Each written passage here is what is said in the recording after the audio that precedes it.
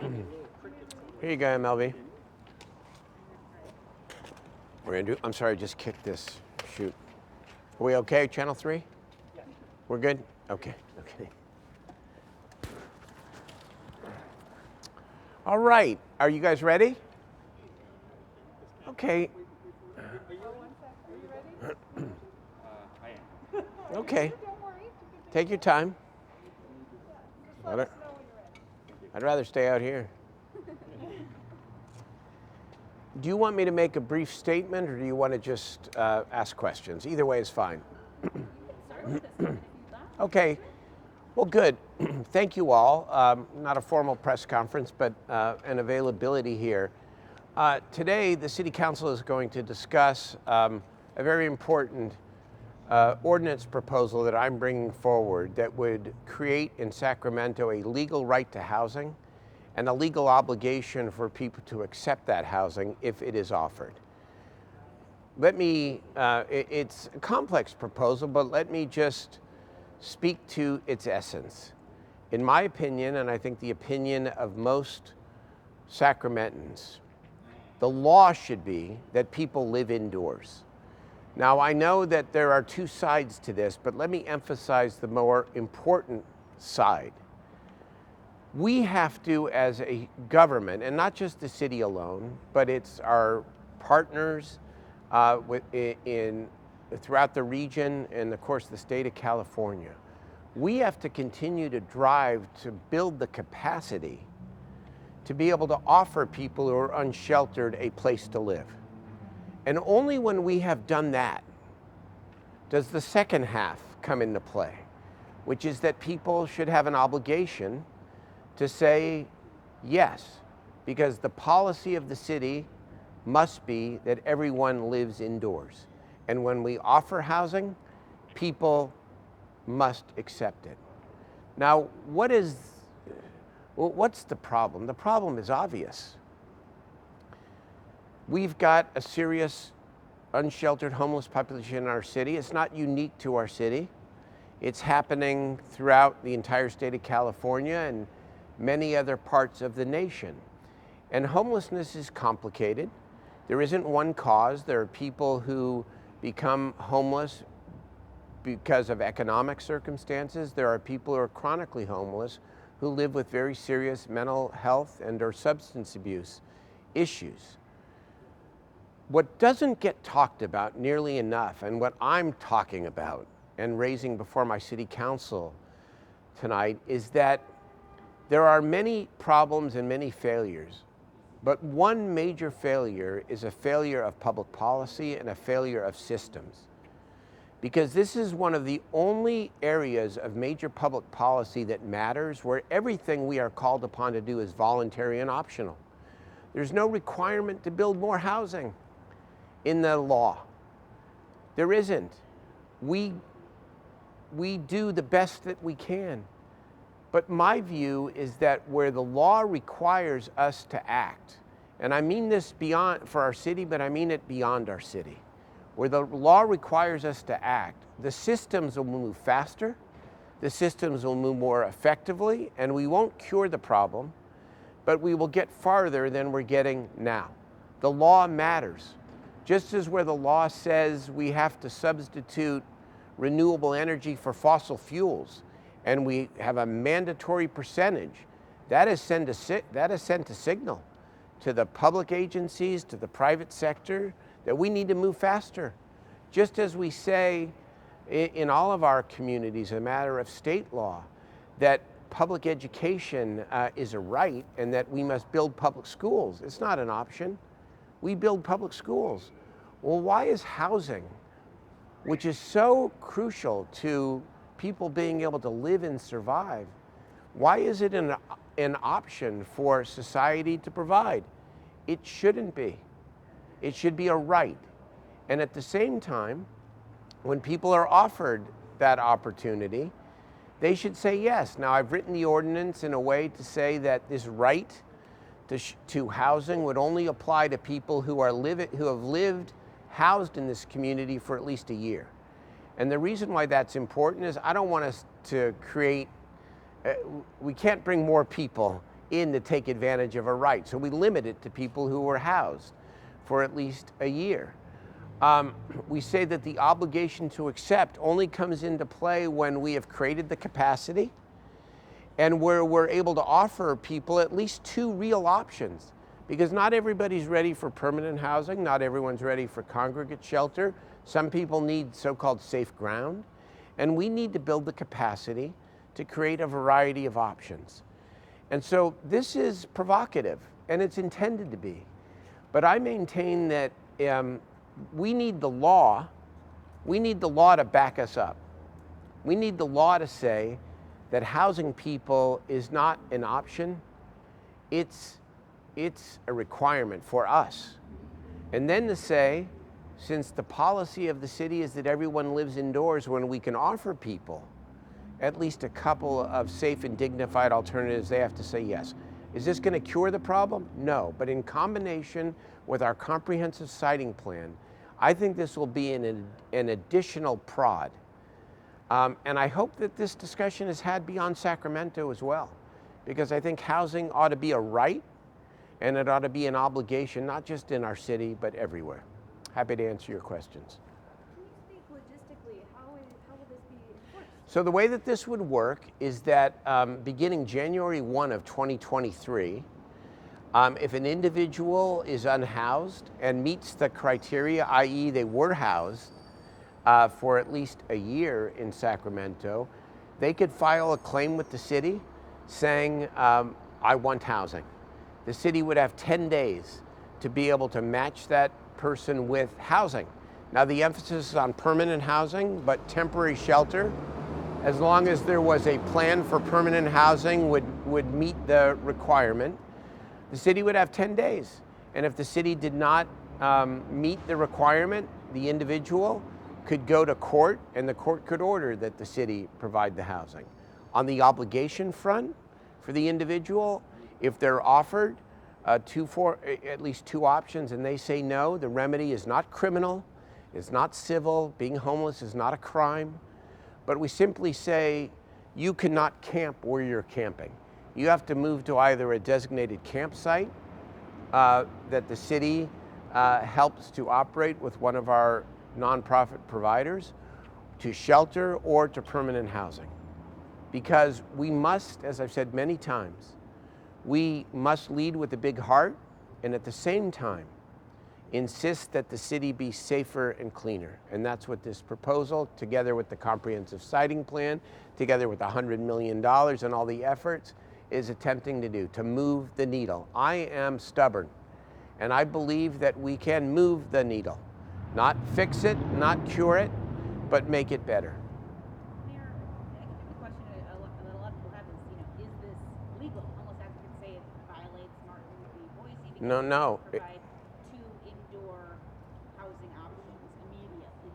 What do you say to that? It actually clarifies Martin v. Boise, and I think it's consistent with Martin v. Boise, because what Martin v. Boise essentially says is that you cannot move people from where they're at, even if where they're at is unsafe and unhealthy, unless you provide an alternative.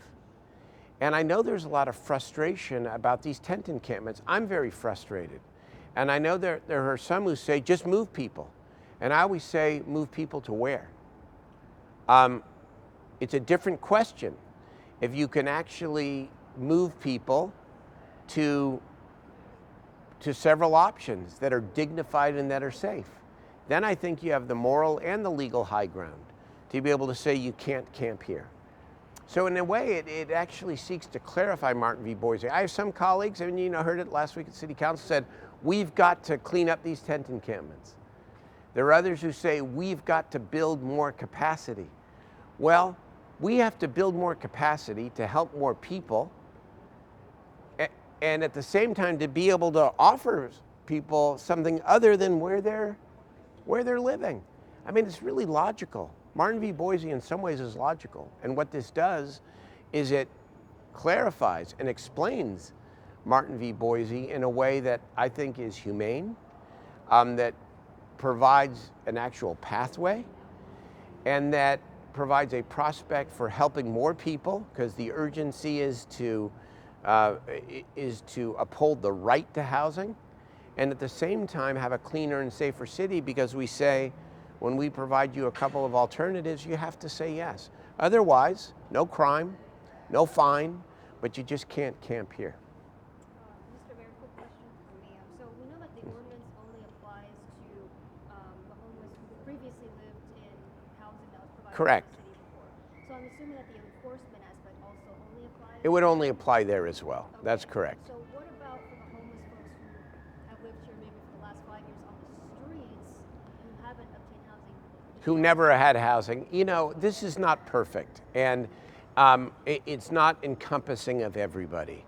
But for those who are chronically homeless, or those who have become homeless, who have a history of being housed in the city, I start with their legal right to be housed.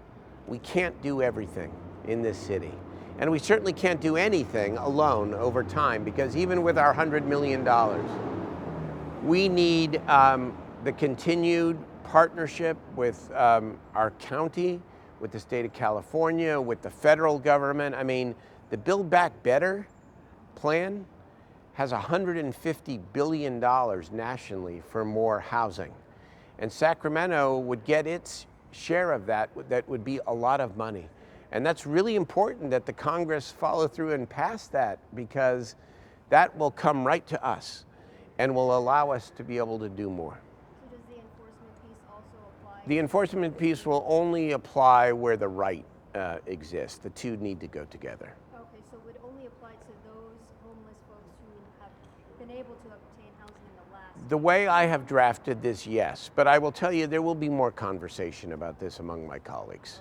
Correct. The right and the obligation need to go together. One more quick thing. Some homeless advocates have been raising some questions about also the enforcement process. We know it's not going to be through the police, and it's going to be through. Yes, I'm very clear on that. No police enforcement. Thank you. Not police enforcement. No police enforcement. So how is that, if it's being handed to a different department, how is that process going to work? Well, I think it's a combination. It's led by our new Department of Community Response and Bridget Dean. What we are doing and saying, of course, is that the police should not be responding to all the 911 calls that come through the system that do not involve the underlying commission of a crime. And homelessness in and of itself is not a crime. So where we're talking about trying to navigate and help people into housing or into shelter, it's our Department of Community Response, our multidisciplinary team of social workers and outreach workers, trained professionals to help people. And then if the people need to be moved from their particular encampment, it's a combination of Department of Community Response and maybe code enforcement, but not law enforcement. Okay? Mayor, you touched on this. Can you clarify how the city plans to pay for a program like this? How the city plans. You touched on this, but how the city plans to pay for the program? Where's the money? Well, first of all, the city has $100 million now. And certainly we cannot be committed to doing any more than the money that we have. And I'm very clear on that. And I think maybe that's a really clear point. I'm interested in prodding our city, like I'm interested in prodding the whole system everywhere. But I am not interested in having the city spend money that it does not have. And so that's why I wrote into the ordinance, I think it's a very key point, that in October of 2022, let's say this passes effective January 1, 2022.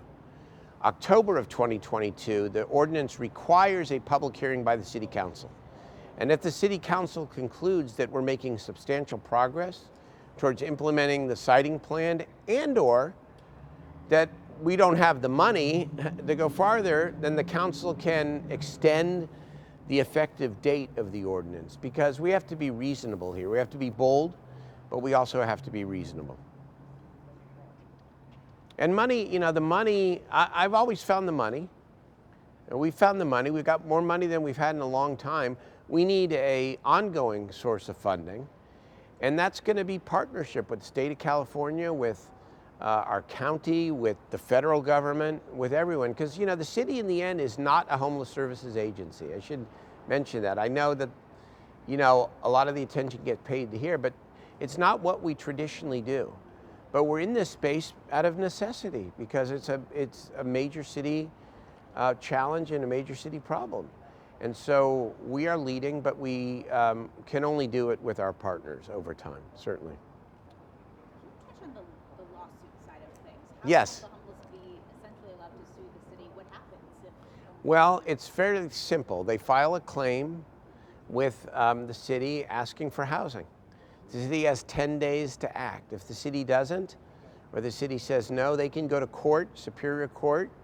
I'm not trying to set up something that is overly litigious with lasts forever. The court's remedy is to simply say, city, you must house this person, period.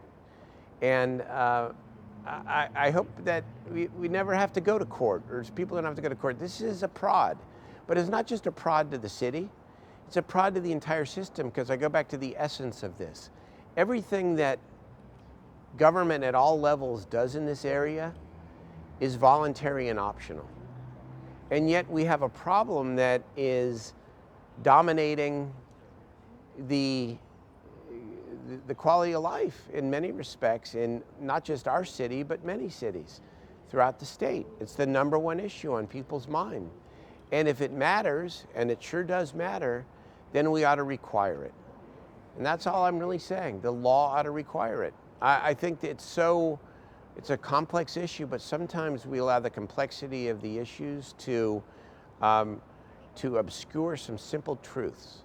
And one simple truth is that people should live indoors, and the law ought to require it. First from a government obligation, and then at the tail end, and only at the tail end, for those few individuals that may not want to come in, they should have to come in as well. By the way, I believe most people, when offered housing or shelter, will come in. I absolutely do.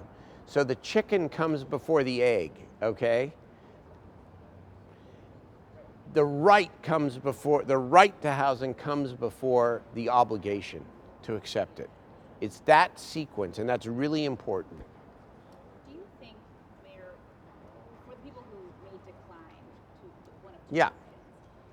is there a chance that they're just going to move down the street or around the block? This is not perfect. Yes, there is a chance. But I'm telling you, if we put the law behind us, we will go farther and faster and more effectively and help more people than we can help if everything we do is just bottom up and voluntary. I mean, you know, we put together this comprehensive siting plan, about $100 million to the table. It's all about implementation. I want the implementation to be fierce and urgent. And it's beginning to take off. Really, I will say, and I know you believe me when you actually see the proof of it, but we are on the cusp of some major breakthroughs that will be very significant. But it takes time. And I want overtime for us and other cities, other counties, the state, to have the law behind the urgency that the public certainly feels and that we all feel. Okay? Question for Yeah. you, if that's all right. Yeah. According to it's my understanding of the plan, 5,000 beds need to be provided by 2023. That's the prod. Yes, that's the goal. How confident is the city? How confident are you right now in terms of meeting that goal? I think it's a daunting challenge, but I think we've got to get started with, you know, numbers in the 4 figures. We have to. And, you know, again, when you have the law on your side, I think you can go faster and farther.